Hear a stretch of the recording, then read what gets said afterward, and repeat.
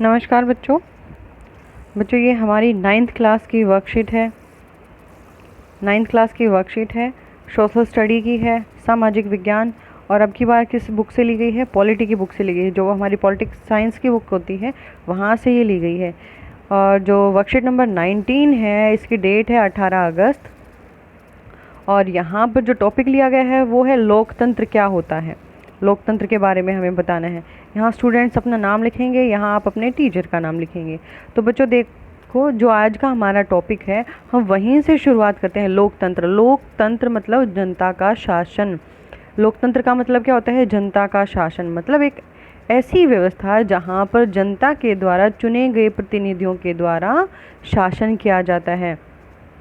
तो यहाँ पर लोकतंत्र का मतलब आप समझ गए होंगे, लोकतंत्र से क्या अभिप्राय है। अब ये लोकतंत्र का अर्थ, इसका अर्थ क्या है?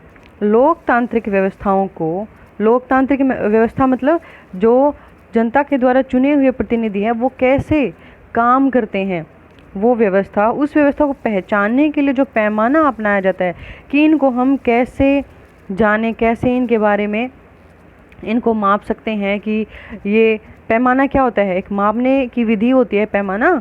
तो इसमें क्या होगा, ये जो व्यवस्थाएं बनाई जाती हैं किसी भी देश के शासन को चलाने के लिए, उनको पहचानने के लिए एक पैमाना अपनाया जाता है। उसके अनुसार लोगों के पास अपनी सरकार को चुनने का अधिकार होना चाहिए, तभी वह देश लोकतांत्रिक होगा। जो लोकतंत्र की परिभाषा है वो हमें क्या बताती है कि यहाँ पर लोगों के पास क्या होनी चाहिए? अपनी सरकार चुनने का अधिकार होना चाहिए, ताकि लोग जिसे चाहें उसे अपना प्रतिनिधि बना सके, जो उनके लिए काम कर सके, तभी वह देश लोकतांत्रिक होगा। ऐसे नहीं होना चाहिए कि एक राजा है, जब राजा मर जाता है तो उसके जो पुत्र होते हैं वो राज्य करते हैं। तो यहाँ पर ऐसा नहीं है। हमारा देश कैसा है? भारत एक लोकतांत्रिक देश है जहाँ पर जनता के द्वारा चुने गए प्रतिनिधियों द्वारा शासन किया जाता है। जैसे आपने कभी भी देखा होगा जब मम्मी पापा वोट डालने जाते हैं, क्योंकि आप तो अभी 18 ईयर्स के नहीं हुए, जब 18 साल के हो जाते हैं तो 18 साल के बाद हमें वोट डालने का अधिकार होता है। तो यहाँ पर जब आपके मम्मी पापा वोट डालने जाते हैं तो वो जिस के लिए उनका वोट डालने का मन होता है उसी को ही तो वोट डालते हैं। कोई फोर्स नहीं होता है कि आपको इनको वोट डालनी है, उनको नहीं डालनी है। जो ये लगता है कि ये इंसान हमारे फेवर में है, हमारे लिए अच्छे काम करेगा, हमारे समाज का उद्धार करेगा, तो उसी को ही तो वोट डाली जाती है। तो यहाँ पर जो लोकतंत्र का अर्थ था वो आपको अच्छे से समझ में आ गया होगा। देखो यहाँ पर क्या बताया है, ऐसी लोकतांत्रिक व्यवस्थाओं को पहचानने के लिए एक पैमाना अपनाया जाता है। वो पैमाना क्या होता है? चुनाव के द्वारा, ताकि चुनाव के द्वारा जब चुनाव होते हैं हम लोग उन लोगों को ऊपर ला सके जो हमारे उद्धार के लिए कार्य करेंगे। उसके अनुसार लोगों के पास अपनी सरकार को चुनने का अधिकार होना चाहिए, ताकि लोग अपने प्रतिनिधि को चुन सकें, तभी वह देश लोकतांत्रिक होगा। और वो देश कब लोकतांत्रिक माना जाएगा? जब लोगों के पास अपने शासक को चुनने का, अपनी सरकार को बनाने के लिए उस शासक को चुनने का अधिकार होता है, तभी वो देश लोकतांत्रिक कहलाएगा। अब उसके बाद आगे लाइन पढ़ते हैं। अतः लोकतंत्र शासन का एक ऐसा रूप है जिसमें शासकों का चुनाव लोग करते हैं। जो लोकतंत्र है वो शासन का कैसा रूप है? लोकतंत्र वही जनता का शासन। तो यहाँ पर शासन का एक ऐसा रूप है जिसमें शासकों का चुनाव, लोगों का चुनाव किसके द्वारा किया जाता है? लोगों के द्वारा ही किया जाता है। ये हो गया हमारा लोकतंत्र का अर्थ। अब उसके बाद आगे देखते हैं। यहाँ पर लोकतंत्र की विशेषताएं बताई गई हैं। 4 विशेषताएं हैं, हम इन चारों विशेषताओं को अच्छे से देखना है। यह है लोकतंत्र की विशेषताएं। यहाँ से शुरू करते हैं। लोकतांत्रिक सरकार संवैधानिक कानूनों का पालन और नागरिक अधिकारों का आदर करते हुए अपना काम करती है। जो लोकतांत्रिक सरकार होती है, लोगों के द्वारा चुनी गई सरकार होती है, वो क्या करती है? संवैधानिक मतलब संविधान के द्वारा बनाए गए जो कानून हैं उनका पालन करते हुए कि किसी भी कानून का उल्लंघन ना हो, और नागरिकों के अधिकार, जो नागरिकों को अधिकार मिले हुए हैं, मौलिक अधिकार हैं, उनका आदर करते हुए उन सभी मौलिक अधिकार की, किसी भी अधिकार की अवहेलना ना हो, हम किसी भी अधिकार को पीछे ना छोड़ पाएँ, उन सभी अधिकारों को साथ लेते हुए अपना काम करती है। किसके लिए काम करती है? जनता के लिए करती है। कौन करती है? लोकतांत्रिक सरकार।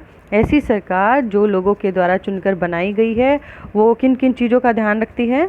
वो कानूनों का ध्यान रखते हैं जो संविधान के द्वारा बनाए गए हैं और नागरिकों के अधिकारों का पालन करते हुए अपना कार्य करती है। उसके बाद सेकंड है, लोकतंत्र में हर वयस्क नागरिक का एक वोट होना चाहिए।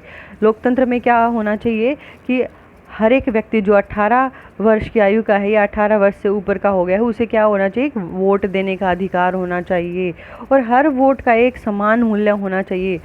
ये नहीं होना चाहिए कि एक समान मूल्य का मतलब है कि गरीब और अमीर चाहे वो कैसा भी हो, दोनों समान होने चाहिए। यदि एक इंसान है तो एक वोट मानी जाएगी। ये नहीं होता है कि अमीर इंसान है तो उसकी वोट ज़्यादा मानी जाएंगी। तो यहाँ पर क्या है, एक इंसान एक वोट समान मूल्य होना चाहिए, मतलब यहाँ पर दोनों के बीच में समानता होनी चाहिए और लोगों को वोट डालने का अधिकार होना चाहिए। उसके बाद हमारी थर्ड है, लोकतंत्र में अंतिम निर्णय लेने की शक्ति लोगों द्वारा चुने हुए प्रतिनिधियों के पास ही होनी चाहिए। कि जो लोकतंत्र मतलब जनता का जो शासन है, उसमें जो फाइनल डिसीजन लेने का अधिकार होता है वो लोगों के द्वारा चुने हुए जो प्रतिनिधि होते हैं उन्हीं के पास होना चाहिए। क्योंकि फाइनल डिसीजन वो किसके फेवर में लेंगे, पब्लिक के फेवर में लेंगे। तो यहाँ पर अगेन वही बात है कि लोकतंत्र में जो फाइनल डिसीजन लेने का जो अधिकार है या शक्ति है वो किसके पास होनी चाहिए, जनता के द्वारा चुने हुए प्रतिनिधियों के पास होनी चाहिए। उसके बाद नेक्स्ट है हमारी अगली विशेषता, लोकतंत्र निष्पक्ष और स्वतंत्र होना चाहिए। जो हमारा लोकतंत्र है वो निष्पक्ष, जिसमें किसी भी प्रकार का कोई भेदभाव ना हो, और स्वतंत्र चुनावों के आधार पर होना चाहिए ताकि सत्ता में बैठे लोगों के लिए जीत हार के समान अवसर उपलब्ध हों। ताकि सत्ता में जो भी लोग बैठे हैं उनके सामने कि यदि 2 लोग हैं तो एक की जीत निश्चित है और दूसरे की हार निश्चित है।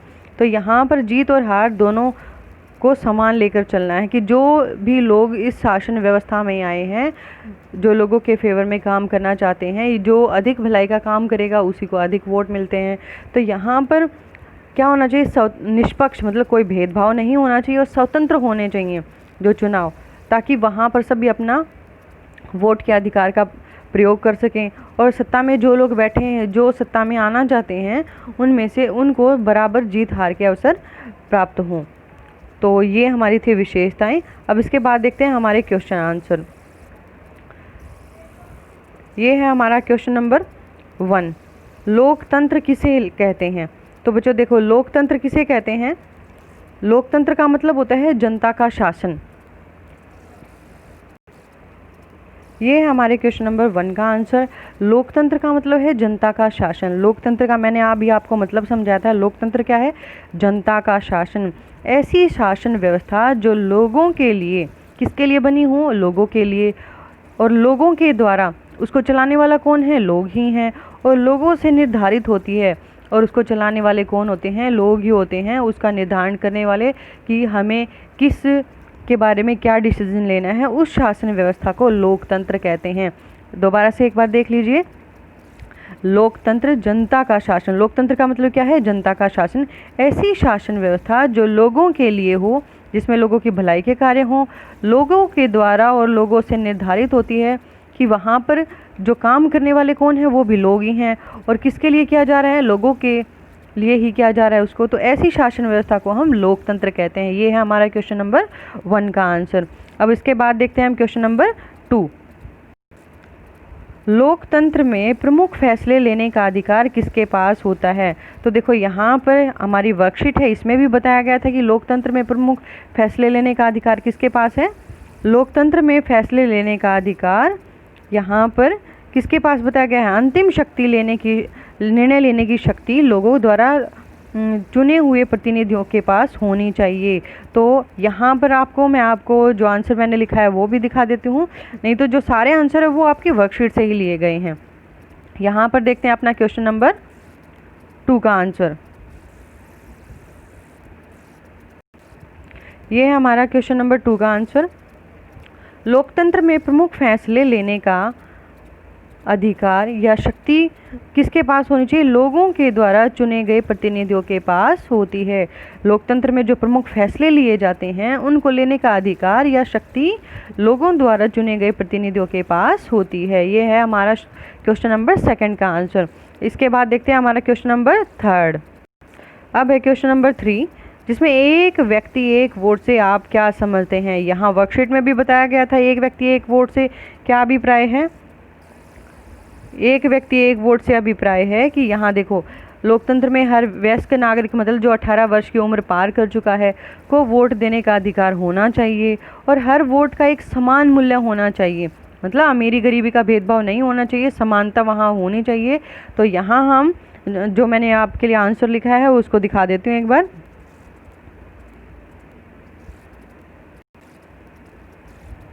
ये है हमारे क्वेश्चन नंबर 3 का आंसर। लोकतंत्र में हर नागरिक का एक वोट होना चाहिए कि सभी नागरिक जो 18 वर्ष की उम्र पूरी कर चुका है उसके को वोट देने का अधिकार होना चाहिए। एक व्यक्ति एक वोट का सिद्धांत चुनावी प्रजातंत्र में हमें समानता देता है।